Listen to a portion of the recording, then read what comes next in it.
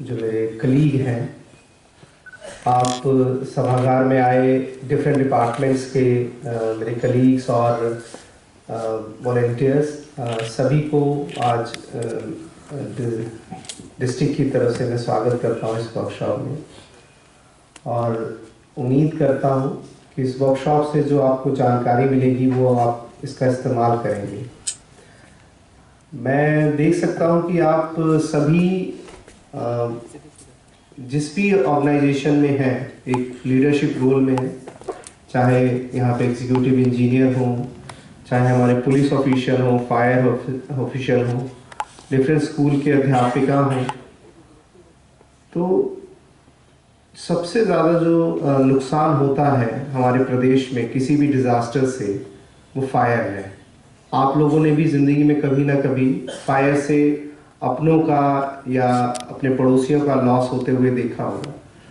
और क्योंकि अब हम लोग एक इंस्टीट्यूशंस के लीडरशिप रोल में हैं, तो लोग हमसे उम्मीद करते हैं कि हम उस डिज़ास्टर में, उस ऐसी सिचुएशन में उनकी सहायता कर सकें, एटलीस्ट जानकारी के थ्रू। हमारा सहयोग बहुत अच्छा मिलता है फायर डिपार्टमेंट की तरफ से। मैं देखता हूं कि जो रिस्पांस टाइम फायर डिपार्टमेंट का है यहाँ पे, वो भरोसेमंद है। मिनिमम टाइम में वो लोग पहुंच जाते हैं और जो सपोर्ट सिस्टम है वो बहुत इम्प्रूव्ड है।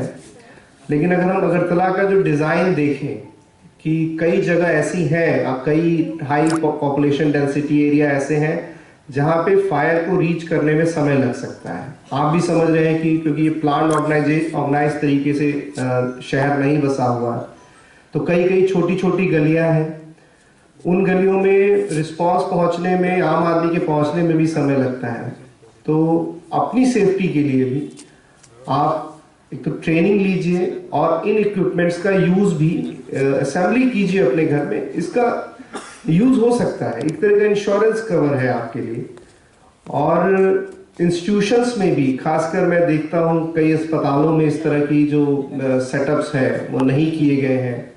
कई रेस्टोरेंट्स में, सिनेमा हॉल में जहाँ भी क्लोज डोर है, इवन कई बिल्डिंग्स में देखता हूँ या कई रूम्स देखता हूँ वहाँ पे सिंगल ही डोर है। There is no separate exit और एंट्री। आप अपने घर की बनावट देखेंगे तो पाएंगे कि सभी कमरों में एटलीस्ट 2 डोर होता है ना। मतलब अगर कोई एक डोर ब्लॉक हो जाए तो दूसरे से आप निकल सकते हैं, एटलीस्ट दूसरा डोर बालकनी में खुलता है, ओपन एरियाज में ओपन होता है।